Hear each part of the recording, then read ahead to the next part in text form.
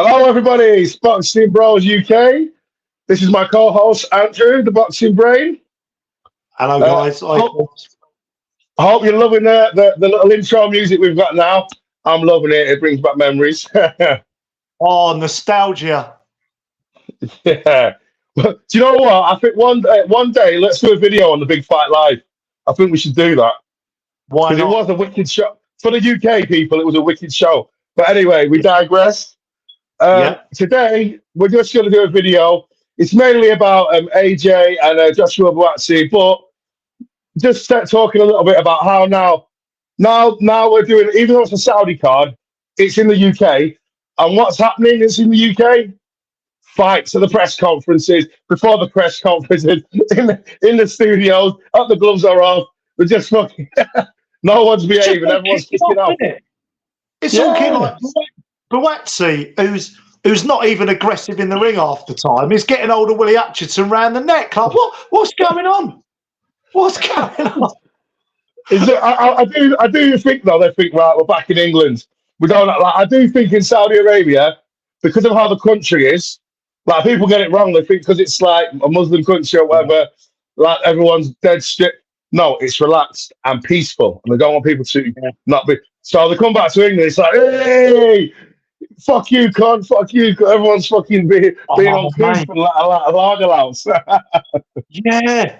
Even AJ, like, because AJ, you know, I think it, like you said, like you've touched on something there. It's almost like when you're part of someone else's culture, you do tend to follow their rules a little bit, don't you? You fit in with what they're, hopefully anyway, you know, generally most people.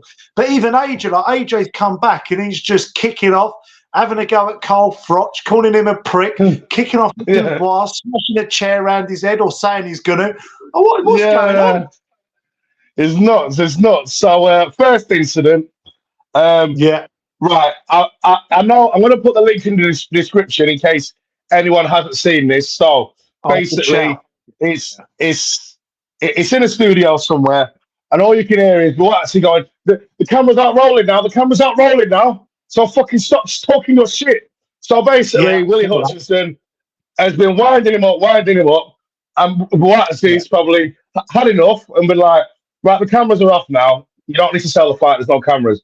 And then that Willie Hutchinson is like, no, I'm not doing it for the cameras. Like, I don't like, you know, he's a wind-up merchant. Willie Hutchinson, he's a wind-up merchant, and he got in Buatsi's head, and then Buatsi's gone for him. They got a hold back, and then they pretended to like make friends and say, let's just do a face-off.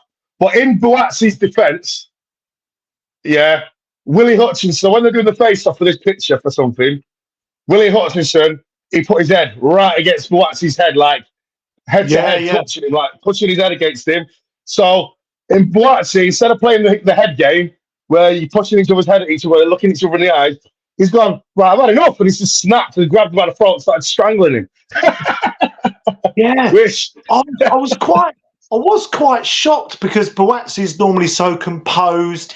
And he said something interesting. I alluded it off camera to you yesterday. And I can't remember if it was Boxing King Media or someone like that. And they said, I've never seen that provoked Joshua. And he went, well, nobody's provoked me that much before. And I thought, well, then Willie Hutchinson's got in your head then. He's winning. Yeah. So that's what I thought. I don't know what you think, but... Well, the thing is, we won't know until fight night, because this normally goes two ways. This can either go the way where it makes him laser focused, like I need to destroy this guy. I fucking hate this. I hate this guy. Where he goes razor focused, I want to just kill him, or it goes the other way where he's got in his head and it makes him reckless, and he's not concentrating on game plans and that, and he's just like Dominic Brazil with Wilder. He was so angry about the shit with his kids and all that kickoff. He ran up to Wilder. Swinging his arms about with his chin in the air and got himself fucking knocked out. Oh, terrible knockout that was, wasn't it? I remember that. Oh, that was terrible. Oh, God. That's so bad. Brazil, he weren't the best, but he wasn't that bad. It's just anger. Sometimes, it's like when Derek Chisora got knocked out by Dylan White in the second fight, He thought he was losing on points because he got a point deducted. So he ran at Dylan White, bang. when you don't think, because people think, oh, fighting, just run and smash them. It's called the sweet science for a reason. If you're running at someone and you're angry, you're not concentrating, and they're standing there, they'll be like RoboCop. Yeah. They're gonna zoom in on. They're gonna zoom in on that chin, pop, pop, and you're out. And we know, Chris, don't we? We know anyone that knows anything even remotely about heavyweight boxing in particular. I remember the Povetkin uppercut against Dillian White.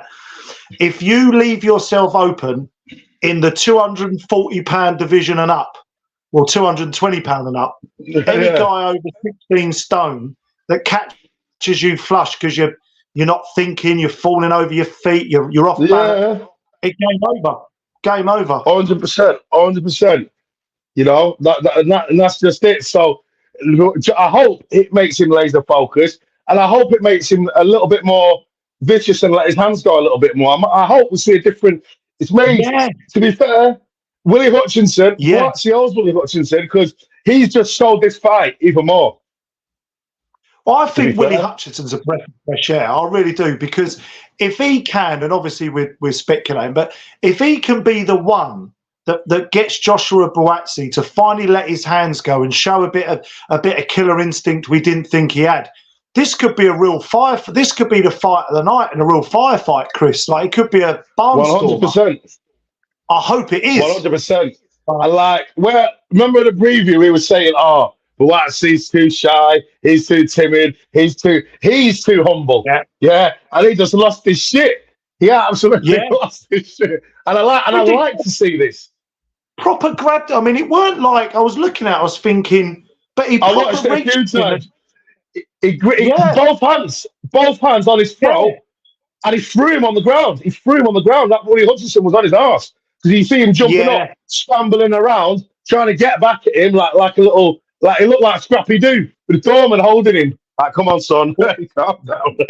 It could be a masterstroke from Willie Hutchinson or a disaster. It's one of those high-risk strategies, or it's just him. Because I saw him in a little interview after, and he went, "Listen, I'm going to knock him out in 3 rounds or 4 rounds." I was thinking, I don't think that's going to happen, but you never know. So you either unlock the beast, or you've got in his head. Oh, we won't know until fight night. So. Very interesting. We've got AJ. So there's a few things with AJ. So where do we start? Where do we start? We'll start with what happened with him and Dubois and AJ. They're at the gloves are off, and just it's all good. And then Dubois goes Frank Warren says, they asked AJ, who do you want to? You look like you're ready. And he goes, yeah. And AJ says, doesn't matter who it is or the belts. He said, I'm just ready to fight. I'm just ready to fight. And Dubois goes, you ready, yeah? Why don't we go right now? And then AJ's like, calm down, blah, blah, blah. And then it ends up where AJ goes, respect. He was saying that when he's showing respect. He goes, don't talk about you want to go now. If you want to go now, I'll smash this chair across your face. And then Dubois is like, who are you talking to? And then AJ stands up as if to say, I'm AJ. That's who I am. And then Dubois stands up, and then they start going at each other. And it's like, I think it was like Dubois is like the young lion. Like, I'm not scared of you. I'm not. And Dubois and AJ's like, I'm the Don. I'm the daddy. Yeah. You better respect me. You better be scared, kind of thing. So, but I did find it very entertaining, and AJ looked very. What you want to see? This is what we used to see in some, the master of trash talking, Muhammad Ali. Mike Tyson took it to another level at some of the things he used to say. They were just too much. But this is what all this kind of like humble stuff, like with AJ. Sometimes it's like I want to see him tell the opponent he wants to kill him. Do you know, I want to see that little bit of fire in his belly, And to me, like we've seen this from AJ before against Dominic Brazil. So there was having a face-off. Dominic Brazil said something, and then AJ just switched on and said, "They were out in a park somewhere, weren't they? They were outside somewhere." Yeah, And and AJ he said, was going, listen, "Fuck the don't come up, belts." don't step on me giving me all that. Don't. And Dominic Brazil was proper like giving him a bit of, you know. Yeah, but do you know what? It took Dominic Brazil back and everyone back because they thought, "Wow, where's this come from?" I know that was it. And AJ said, "You fucking Americans, you keep coming over here, and I keep knocking you out. Know your place. Don't fucking speak to me like that." And everyone was Yeah, like, "Whoa, where did that come from?" yeah. But that's when So his mask would like slip a little bit. But now, and I suppose yeah, it's almost like he's took the mask off. He's gone, I don't give a fuck about the media anymore. Like, you know, I'm you gonna let do me me. down. When I lost to Ruiz, he didn't say this, but I'm just paraphrasing. And it's Yeah, almost like he's gone, well, fuck all the mate. I'm just going to be myself. And actually, himself is, I'm trying to use my words a bit carefully, but he's a little bit of a dick at times, isn't he, at the yeah, moment? yeah. The thing is, it's a bit of arrogance, but where we've had this humble persona for so long, like, you know, oh, stay humble, blah blah blah. And now I'm not Boring. seeing it. But at the end of the Boring. day, he's boring, but he's a fighter, and obviously he's Yeah. achieved a lot, and he's a bit arrogant, and he's got a big and he's got a big ego, and he kind of needs that. He needs that to be successful, you know.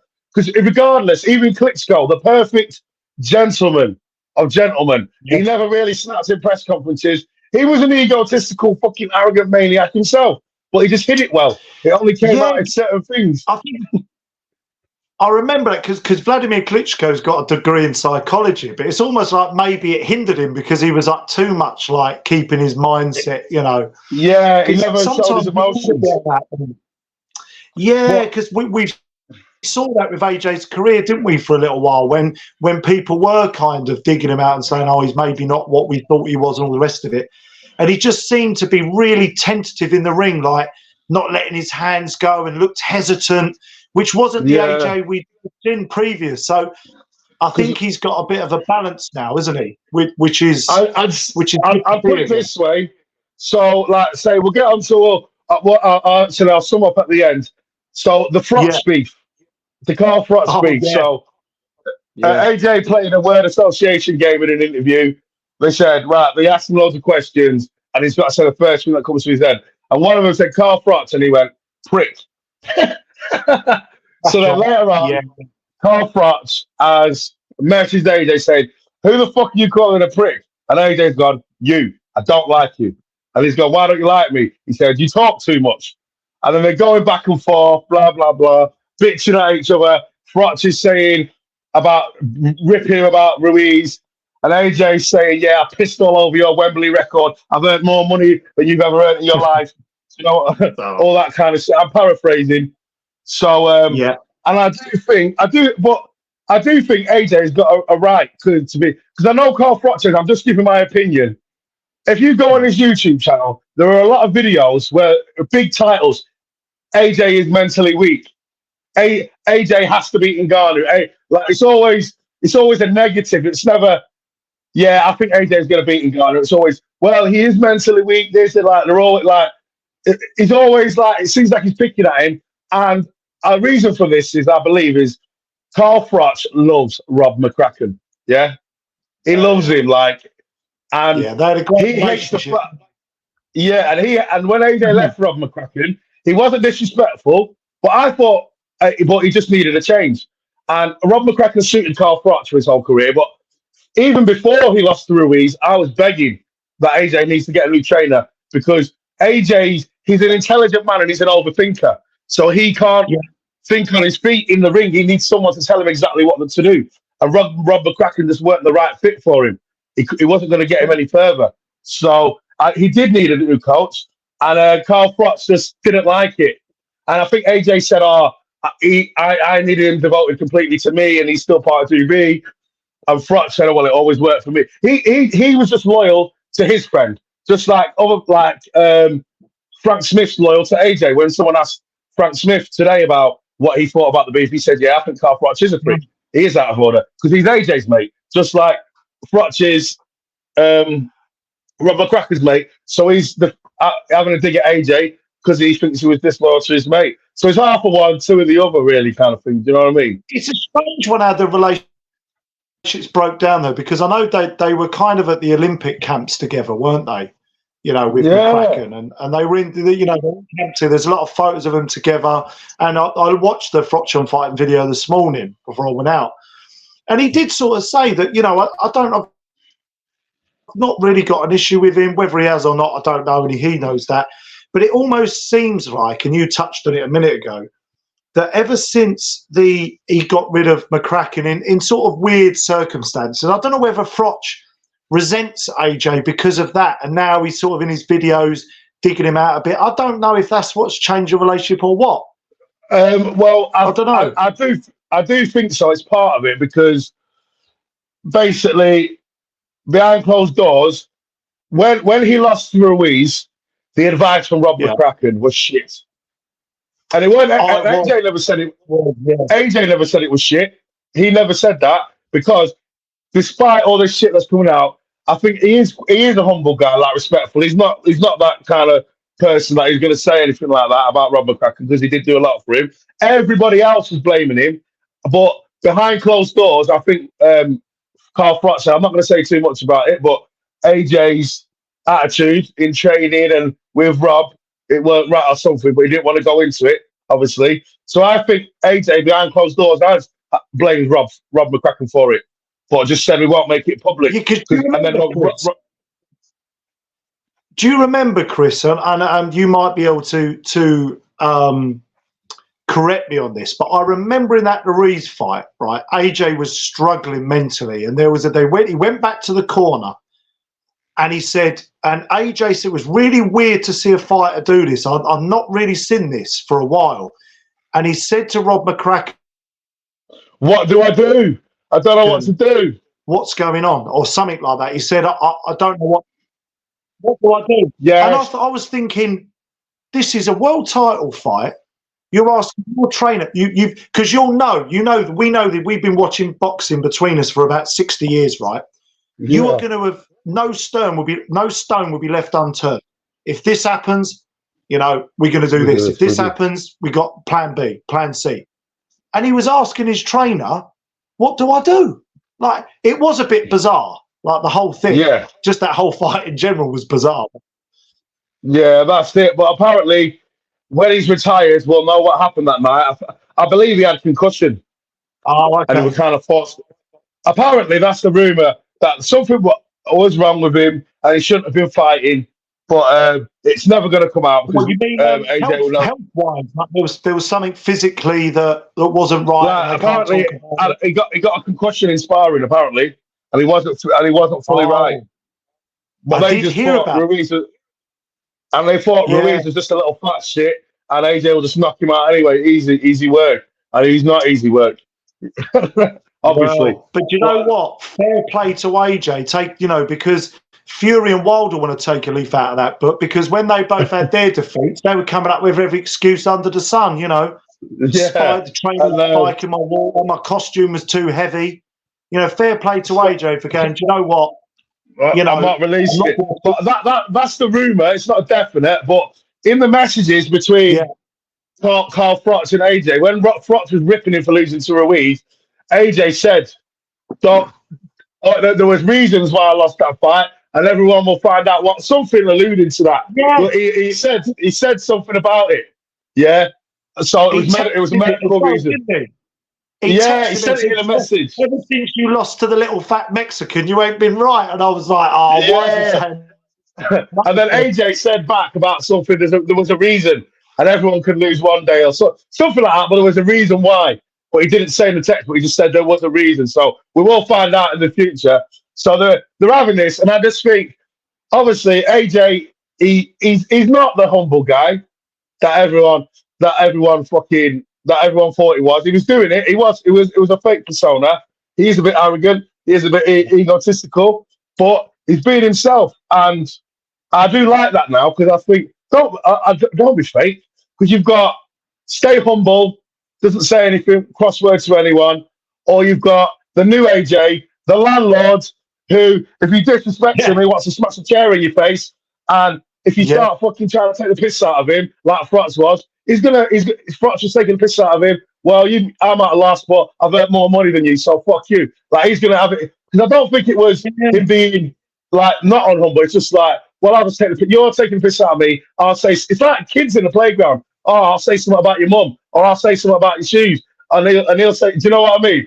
Like, they're just attacking each other on what they think they can do, like a cussing match back in the day.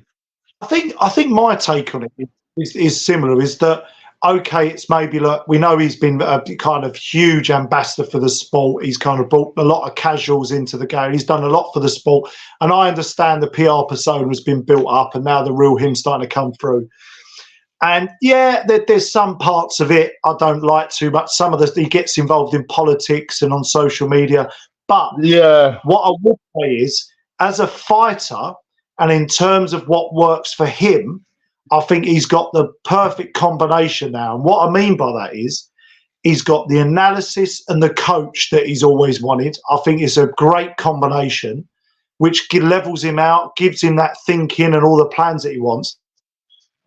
And on top of that, his real personality is coming through, that aggression. And I think in the ring, you're going to get the best version of AJ. That's what I personally think. And that, as a fighter, 100%. I think it's a really good combination. Yeah, exactly.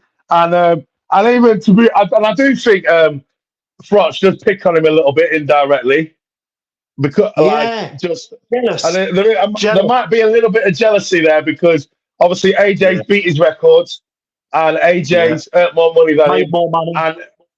And obviously Froch is a 3-time super middleweight champion, and now AJ is going to become. So basically, when AJ retires, AJ is going to be the best British fighter, because he would have done what Froch has done, but he's beat another Hall of Famer like Vladimir Klitschko, and it's at heavyweight, and he's earned more money and stuff like that. But obviously, it depends what you like and stuff like that. But that's what I think Froch is a little bit indirect jealous of, you know. Do you think that it would put him, if he manages to become, if he gets the IBF belt on September 21st, and becomes 3-time heavyweight champion, do you think it kind of puts him in and around the Lennox Lewis's, or do you think Lennox Lewis is still no? I don't believe so. No, because I think Lennox Lewis is still kind of the man for me. Lennox Lewis is the man. I put Lennox Lewis all time second to Muhammad Ali. I do. Yeah, I know you rate him very, very highly. Yeah, I think people actually forget. I was watching a documentary, funny enough, last night of him and the Holyfield fights, and the way people were talking about him. And I thought, watching back, and I thought, do you know what? He's even better than what I thought he was. Yeah, because he beat everybody, Lewis, and his 2 losses. Yeah, his 2 losses, he avenged them. Like he beat everyone. I put him, like, if you think all time heavyweights, Ali, Lennox Lewis, and then Mike Tyson number 3, just because it was so exciting and amazing, and obviously youngest heavyweight champion. But talking about longevity, title defenses, you've got to put Lewis up there, and resume. Do you know what I mean? Like, you got no one to beat. If AJ's able to unify again or somehow become undisputed, then we can maybe revisit the conversation. Yeah, but the problem with the thing with AJ now is, he's going to be in that exclusive 3-time heavyweight club, but Usyk is the fucking undisputed champion. I don't give a shit about what the IBF say. Usyk is undisputed. You can take the belt off him, or you can vacate the title. He's still the fucking man. You know what I mean? He's still the man. So Usyk can say, fuck all the belts, and I'm going to keep the Saudi belt that says undisputed and fight Fury, and he's still undisputed. It doesn't matter. Well, you know what I mean? Usyk's been beat all the champions. Beat Dubois, beat AJ twice, beat Fury. What more does a guy need to do? Just retire, walk up into the sunset, let all the other guys do their thing. He doesn't need to do any more in my head, Usyk. He's done it all. Exactly. I think he needs to beat Fury one more time just to put that to bed. And obviously, and then there's no excuses for Fury this time. And but I do think, like, if AJ AJ's going to be rated highly. If he beats Dubois, if he retires after he defended the IBF again a few times or whatever, definitely one of our best British fighters of all time. But if he beats Undisputed, if he beats Usyk, which I don't think he will, but he could, then we can start putting him up there with the legends of the past, I reckon. Yeah. So I guess we're coming to the conclusion and summary. Yeah. I'd be quite interested to ask you, Chris, and I'll give my opinions. After the press conferences and the beef with these two fights, I mean, because we were both like, absolutely, AJ's going to beat Dubois. Have you changed your opinion? Do you think Dubois got more of a chance now or not? No, I think he's got less of a chance now. After I see that looking at AJ's eye, he just looks like, he looks like he's got the eye of a tiger. He looks sinister.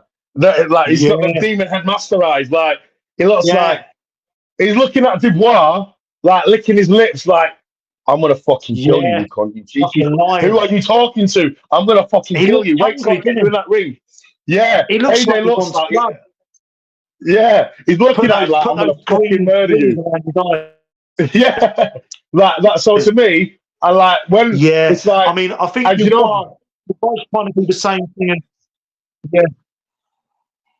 And that's another thing. So when AJ was at the press conference with Wallin, and Wallin was like, "Yeah, AJ's past his prime or whatever," and he did that. He did that look then like someone who's never had a fucking prime. How can you tell me I'm past? Yeah, he said, someone who's never had a prime, how can you tell me I'm past mine when you never even had one? And he looks evil then. When AJ's in that evil mode and sinister, like, I like it. I like AJ, the landlord. I don't like AJ, stay humble, bro, and all that shit. No, I like AJ. I like AJ. He's a bit arrogant. And I'm the landlord. I'll make the most money. I'm the fucking daddy. I'm going to knock you out. But I like that AJ. I do. Yeah. At the end of the day, Chris, this is the fight game. This is the pain game. All this like too many modern fighters all doing this. Oh, I'm a great ambassador for the sport. It's like, no, you're in there trying to tear each other's heads off. All this humble bullshit. Like, cut it out. I want to see. We're going there to see blood and guts and horror. Do you know what I mean? See what happens when you bring the fights back to the UK. We get drama. I know. We get drama, baby. All the fans are all going to be allowed to drink. Like, they're all going to be pissed up. They're all going to be leery. They'll probably be fighting in the crowd. Yes. Yeah, we're big up England. All right, guys. Like and subscribe, please. We're out. Yeah, please. Thank you very much.